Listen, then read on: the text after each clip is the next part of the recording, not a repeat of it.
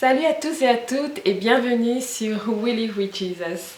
Ça faisait longtemps qu'on n'avait pas fait une vidéo de dévotion et aujourd'hui je voulais vous parler de la dévotion du mois de décembre, c'est-à-dire celle à l'Immaculée Conception.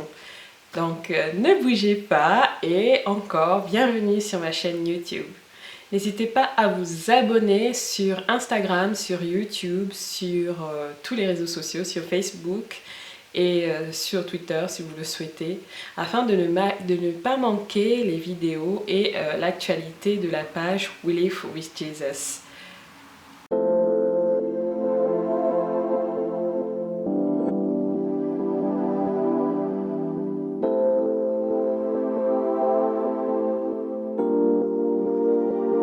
Aujourd'hui, nous fêtons l'Immaculée Conception. Et pour la plupart des gens, l'Immaculée Conception voudrait dire que Marie est devenue mère et a conçu Jésus par l'action de l'Esprit Saint sans relation conjugale. Pour l'Église chrétienne catholique, le mariage, donc les relations conjugales, c'est un sacrement, donc c'est sacré. Et dire que l'Immaculée Conception, c'est simplement le fait que Marie ait conçu Jésus par l'Esprit Saint sans péché, donc sans connaître son mari, Joseph. Ce serait dire qu'on se limiterait à ce que les relations conjugales sont un péché en soi, donc il ne faut pas en avoir, mais ce n'est pas un péché. Le mariage, pour nous, n'est pas un péché. Les relations conjugales dans le mariage, ce n'est pas un péché. Et voilà pourquoi je prends le temps aujourd'hui de parler avec vous de ce qu'est l'Immaculée Conception. L'Immaculée Conception, c'est un dogme de l'Église chrétienne catholique. Et je vais m'appuyer de plusieurs de mes recherches donc, sur Internet pour pouvoir vous expliquer simplement pourquoi on y croit, ce que c'est exactement. Et n'hésitez pas à commenter si jamais pour vous la vidéo n'est pas assez claire, si vous avez besoin de plus d'explications. Ou n'hésitez pas aussi à vous rapprocher d'un prêtre ou d'une église chrétienne catholique pour avoir vraiment tous les détails. Et encore une fois, c'est un sujet qui me tient énormément à cœur, du fait que la Sainte Vierge Marie a fait tellement pour moi par son intercession au Seigneur Jésus, que c'est une relation spéciale que j'ai, et je l'ai déjà expliqué dans notre vidéo, que ma relation avec la Mère de Dieu, c'était une relation de fille avec sa mère. Et j'ai beaucoup d'affection et de respect pour elle, sans pour autant l'adorer, car les gens peuvent penser en faisant cette vidéo que j'adore Marie. Ce n'est pas le cas. C'est simplement qu'en Marie, nous reconnaissons qu'elle est mère sans tache, car elle a accueilli en son sein notre Sauveur, donc le Seigneur Jésus-Christ qui est Dieu. Alors je vais vous lire un peu quelques explications que j'ai trouvées lors de mes recherches.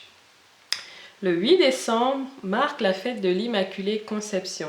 La célébration de l'Immaculée Conception de la Vierge Marie se situe dans les premiers jours de l'année liturgique et du temps de l'Avent. C'est ce que nous vivons actuellement. Nous sommes actuellement à la deuxième semaine ou à peu près la troisième semaine de l'année liturgique, donc au tout début avec le temps de l'Avent. Cette fête nous rappelle la destinée unique de cette femme juive choisie par Dieu. Et pour la foi chrétienne, Marie est indissociable de l'enfant Jésus qu'elle a porté, en qui s'est totalement manifesté le Dieu vivant. Elle est appelée depuis le concile d'Éphèse, en l'an 431, Mère de Dieu dans l'Église chrétienne catholique.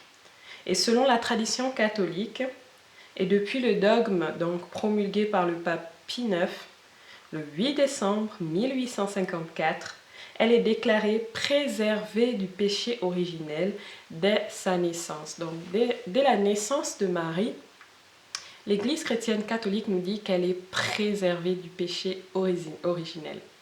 Le péché originel, c'est celui qu'a commis Adam et Ève dans les premiers temps de la création de l'homme et de la femme.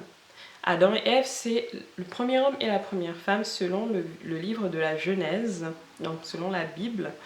Et le premier péché était leur désobéissance envers un des commandements du Seigneur, qui était de ne pas manger de l'arbre et de ne pas manger du fruit de l'arbre de la connaissance du bien et du mal. Et malheureusement, ils ont été trompés par le serpent. Ça, cette histoire, tout le monde la connaît assez bien dans le monde chrétien. Et c'est cela que nous appelons dans l'Église chrétienne catholique le péché originel. Et l'Immaculée Conception, c'est tout simplement de croire que la Sainte Vierge Marie a été préservée du péché originel. Cela a fait d'elle donc une femme toute pure et qui par sa pureté, par le fait que le Seigneur, donc Dieu, le Père Tout-Puissant, l'ait préservée dès sa naissance de ce péché originel, et fait en sorte qu'elle était l'unique femme pour qui il était possible de porter l'enfant Jésus, c'est-à-dire Dieu fait homme, le Verbe incarné en son sein et qui n'a pas été créé, donc qui n'est pas issu de l'union des deux époux, donc Marie et Joseph, mais qui est engendré par l'Esprit Saint. Et cela est dit dans les Saintes Écritures. Donc, dans le glossaire de l'Église chrétienne catholique, nous pouvons trouver cette définition qui est que l'Immaculée Conception, c'est le privilège selon lequel, en vertu d'une grâce exceptionnelle, la Vierge Marie est née, préservée du péché originel. Et ce dogme donc a été proclamé par le pape Pie IX en 1854. Et cela est à ne pas confondre, comme j'ai dit auparavant, avec la conception virginale de Jésus par Marie. Donc le fait que Marie était encore vierge lorsqu'elle a conçu Jésus. Il faut vraiment dissocier ces deux cas, ces deux dogmes, du fait qu'on appelle Marie la Vierge Marie et qu'on l'appelle aussi l'Immaculée Conception, donc celle qui a été conçue sans péché originel. Donc ce dogme de l'Immaculée Conception nous permet ensuite de prier Marie en disant « Ô Marie conçue sans péché, ô Marie conçue sans péché, priez pour nous qui avons recours à vous. » C'est de ce dogme-là qu'on peut tirer cette petite phrase qu'on dit tout le temps au chapelet ou au rosaire ou lors d'autres prières. On dit « Ô Marie conçue sans péché, priez pour nous qui avons recours à vous. » Donc, je souhaitais aussi partager avec vous quelques passages du catéchisme donc de l'Église catholique qui nous éclairent encore plus sur l'Immaculée Conception. Donc, c'est au numéro 490. Pour être la mère du Sauveur, Marie fut pourvue par Dieu de dons à la mesure d'une si grande tâche. L'ange Gabriel, au moment de l'Annonciation, la salue comme pleine de grâce. Cela est dit dans Luc chapitre 1 au verset 28. En effet, pour pouvoir donner l'assentiment libre de sa foi à l'annonce de sa vocation, il fallait qu'elle soit toute portée par la grâce de Dieu. Amen. La Sainte Mère, c'est encore, en tout cas personnellement, c'est un mystère encore qui est un mystère tellement grand pour moi. Parce que déjà, en tant que femme, comprendre que le Seigneur a un plan pour nous, a une vocation bien précise pour nous, c'est pour nous, c'est assez grand et difficile à comprendre et à accepter. Ensuite, lorsque j'imagine qu'on lui annonce qu'elle va être la femme qui portera le sauveur de l'humanité, le Messie, c'est vrai que c'était connu dans la tradition juive que le Messie devait arriver, mais j'imagine que dire oui et accepter cette vocation, donc ce à quoi elle est vouée et la tâche, donc tout ce que Dieu lui met entre ses petites mains, toutes humbles et toutes pures, ça n'a pas dû être facile pour elle d'accepter. Mais il a fallu que le Seigneur prépare cela dès sa naissance, que Dieu prépare cette femme unique et exceptionnelle dès sa naissance à accepter, à être prête à accepter tout cela. Donc c'est vraiment l'Immaculée Conception, c'est pour moi quelque chose de... c'est tellement un mystère grand, grand et beau à la fois que voilà, on ne peut que plonger dedans. Au long des siècles, l'Église a pris conscience que Marie, comblée de grâce par Dieu, avait été rachetée dès sa conception. C'est ce que confesse le dogme de l'Immaculée Conception proclamé en 1854 par le pape Pie IX.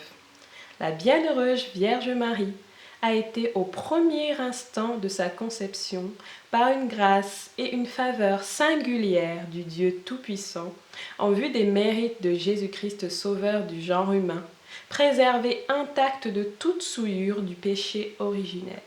Cette sainteté éclatante, absolument unique, dont elle est enrichie dès le premier instant de sa conception, lui vient tout entière du Christ. Elle est rachetée de façon éminente en considération des mérites de son Fils. C'est incroyable. Plus que toute autre personne créée, le Père l'a bénie par toutes sortes de bénédictions spirituelles aux cieux dans le Christ. C'est écrit dans Éphésiens chapitre 1 au verset 3. Il l'a élu en lui avant la fondation du monde pour être sainte et immaculée en sa présence dans l'amour. Et cela c'est dit dans Éphésiens chapitre 1 verset 4.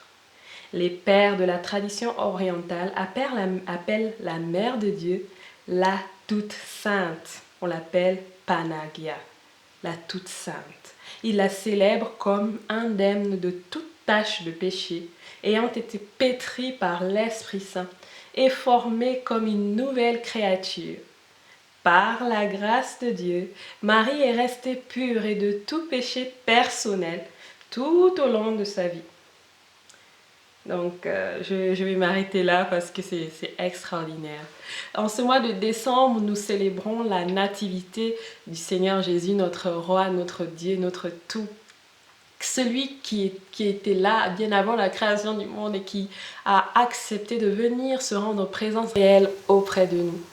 Et le fait que la Sainte Vierge Marie ait été préservée de tout péché, c'est à célébrer.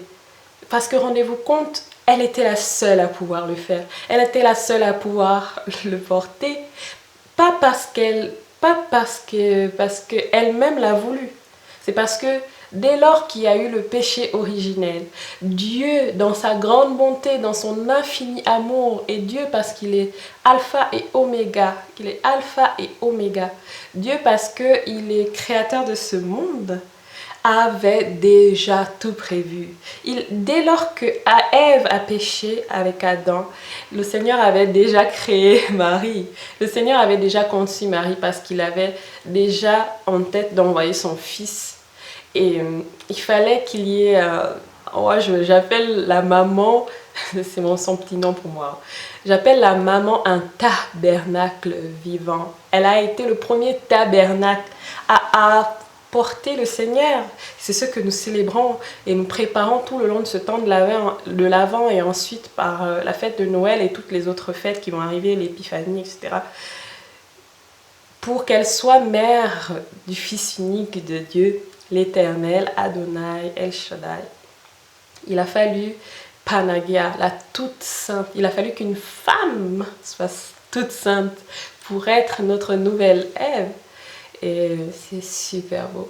J'imagine que ça peut être difficile à accepter parce que les autres confessions ne comprennent pas forcément cette foi chrétienne catholique et cette dévotion.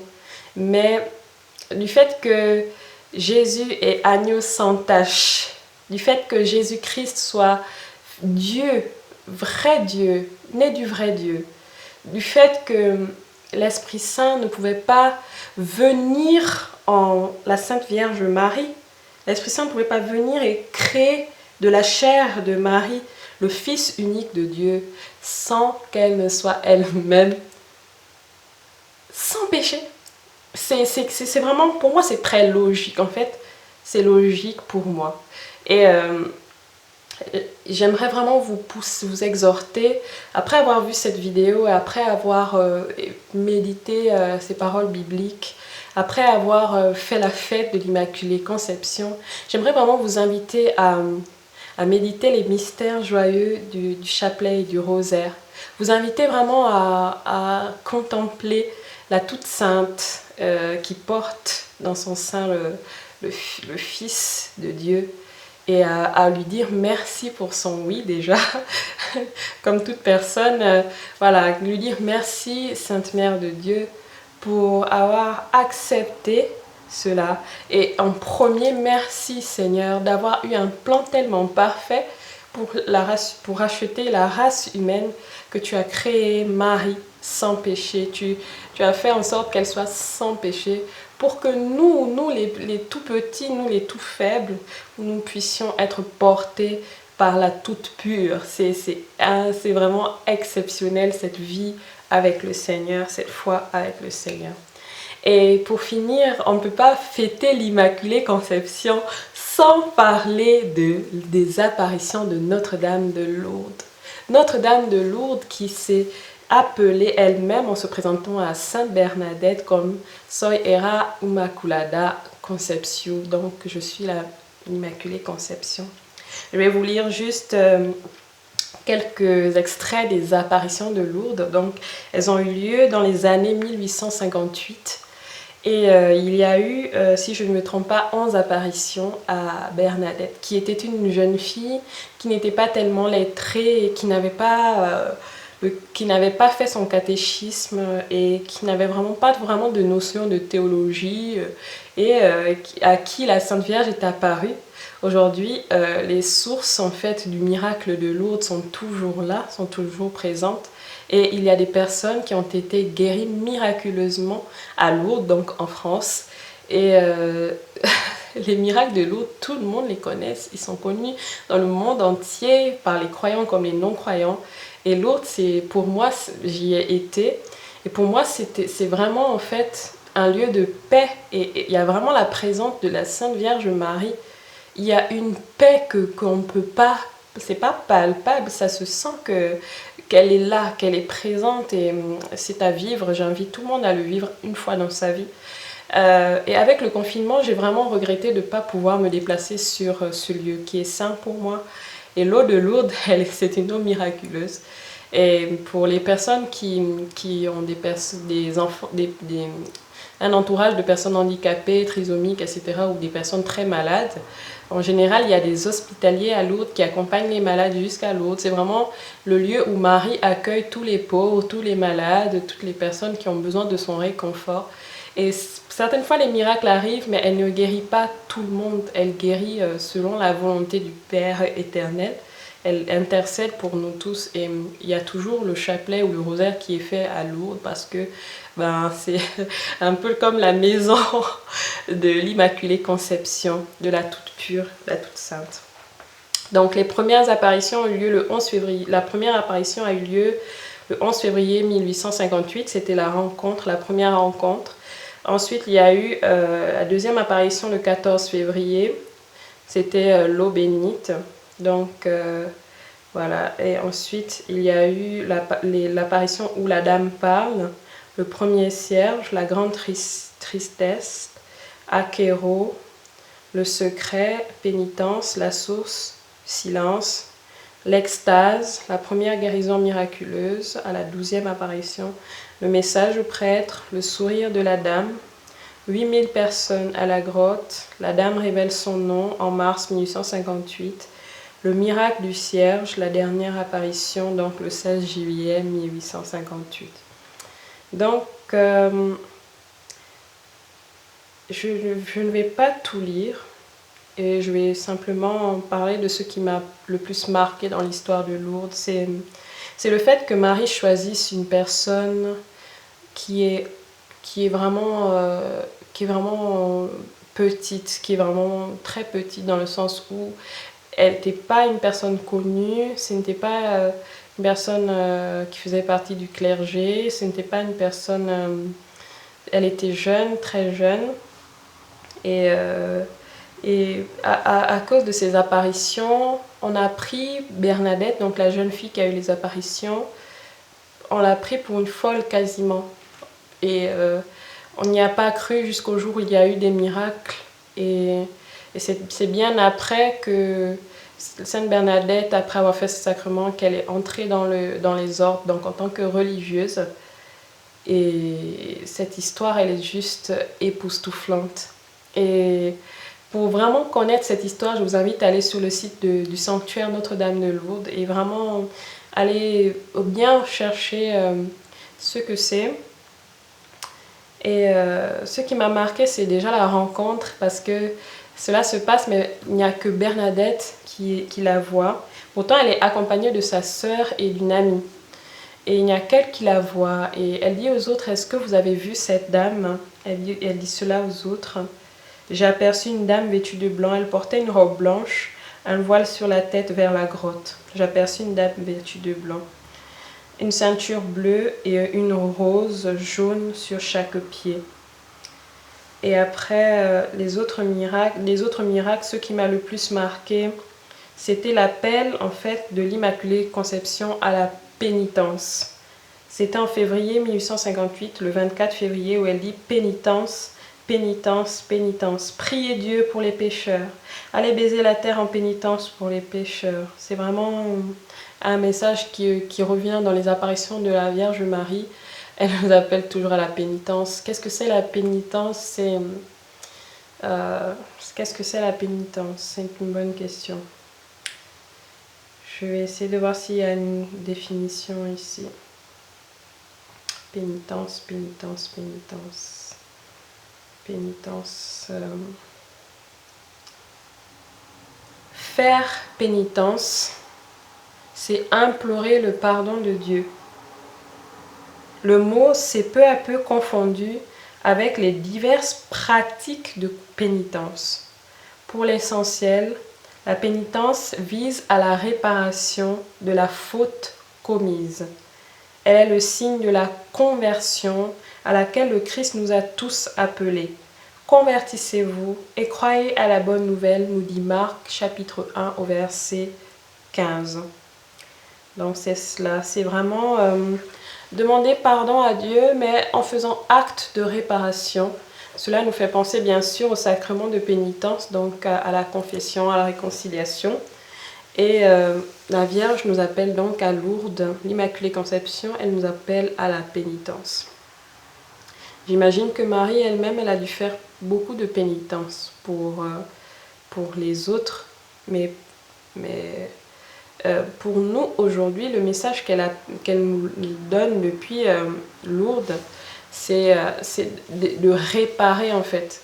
Et de ne pas penser seulement à nous, parce que lorsque nous allons au sacrement de réconciliation pour notre pénitence, demander pardon au Seigneur, en général, c'est beaucoup tourné vers nos fautes et vers ce que nous avons fait.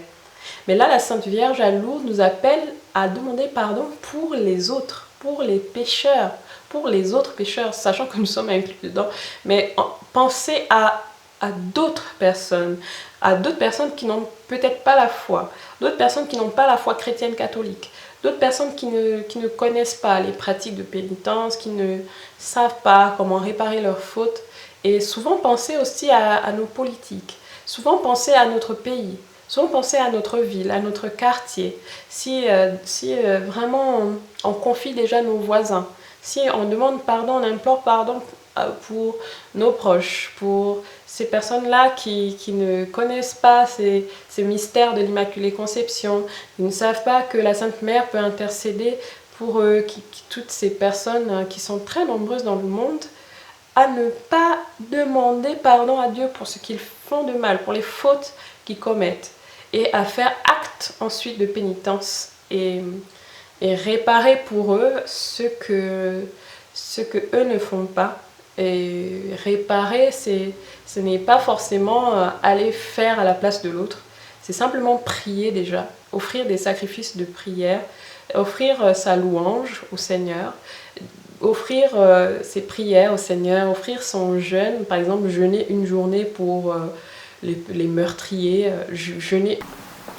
Oui, jeûner pour les meurtriers, jeûner pour les personnes qui tuent, jeûner pour les femmes qui avortent, les hommes et les femmes qui avortent des bébés, jeûner pour tout, pour les guerres, pour les personnes qui fomentent les guerres, pour les personnes corrompues, qui font le mal, qui le savent et qui continuent.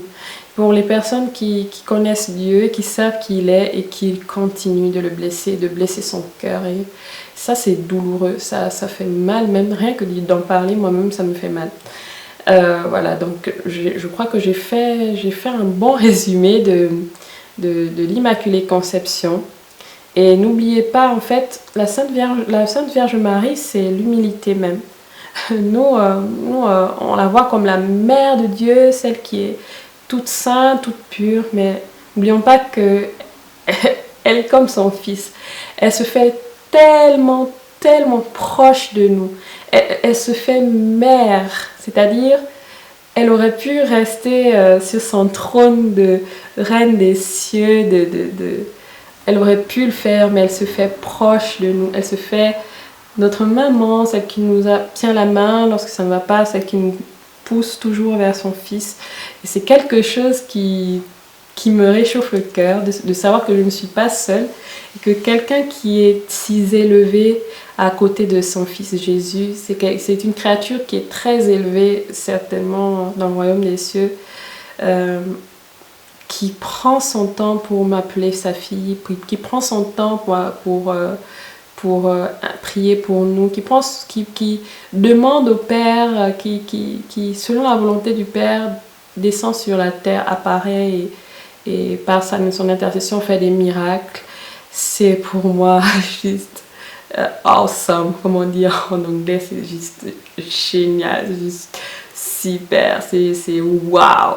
C'est une mère qui a un cœur grand, tellement grand. Parce que dans toutes ses apparitions, elle nous renvoie vers le Père, vers le Fils, vers l'Esprit Saint. Elle nous renvoie à la prière, à la pénitence. Elle ne se renvoie jamais de fleurs à elle-même. Il n'y a pas un message où elle parle d'elle sans dire qu'elle fait tout ça parce que son Fils l'a envoyé. Elle fait tout ça parce que le Père l'a envoyé le faire. Elle fait tout ça par son amour maternel, c'est-à-dire l'amour qu'elle a déjà pour son fils et pour nous, et parce qu'elle nous voit comme les filles et fils les frères et sœurs de Jésus, et c'est juste super beau. Et elle est restée l'Immaculée Conception depuis sa naissance jusqu'à aujourd'hui, et dans ses messages et ses apparitions, ça se voit, voilà, ça se voit quoi. Et lorsqu'on interroge les personnes qui ont une grande dévotion à Marie ou celles qui prient beaucoup le chapelet, le rosaire, ces personnes-là qui suivent un peu les apparitions, Medjugorje, Lourdes et toutes les autres apparitions, la seule chose qui transparaît, c'est que c'est vraiment la reine de la paix, c'est celle qui dispense les grâces, celle qui ne tarde pas à répondre, c'est-à-dire que son intercession est tellement puissante que on se plonge à côté d'elle, de son amour maternel, et on comprend pourquoi elle a été choisie, et on comprend aussi pourquoi son fils ne lui refuse rien, comme au noces de Cana, pourquoi son fils lui dit « Femme, mon heure n'est pas venue », mais qu'il fait le miracle sans même qu'elle lui dise quoi que ce soit. Elle dit juste « Faites ce que mon fils dira », et c'est jusqu'à aujourd'hui, c'est ce qu'elle nous dit. Faites ce que mon fils vous a dit, faites-le, priez, faites la pénitence, convertissez-vous. Elle ne change aucune parole de son fils, elle ne ramène rien à elle, elle est toute humble, toute sainte, toute pure. Donc merci à tous d'avoir suivi cette vidéo, j'espère qu'elle vous plaira, et si elle vous a plu, n'hésitez pas à mettre un petit pouce bleu, n'hésitez pas à mettre un like afin que nous puissions remonter dans les algorithmes. N'hésitez pas à me suivre aussi sur YouTube, et merci encore, et Et vraiment, joyeuse fête de l'Immaculée Conception. C'est une joie pour moi, vraiment, d'en parler. Et oh, merci, Maman Marie, pour tout ce que tu fais. Déjà, pour cette chaîne, je suis sûre que c'est toi qui agis ici. Et merci encore, Sainte Vierge Marie, Immaculée Conception, de nous prendre dans tes bras, de nous tenir la main pour nous mener vers ton Fils Jésus et d'être notre modèle de femme et de créature qui a dit oui au Seigneur de tout son cœur. Que Dieu vous bénisse encore et à très vite sur We Live with Jesus.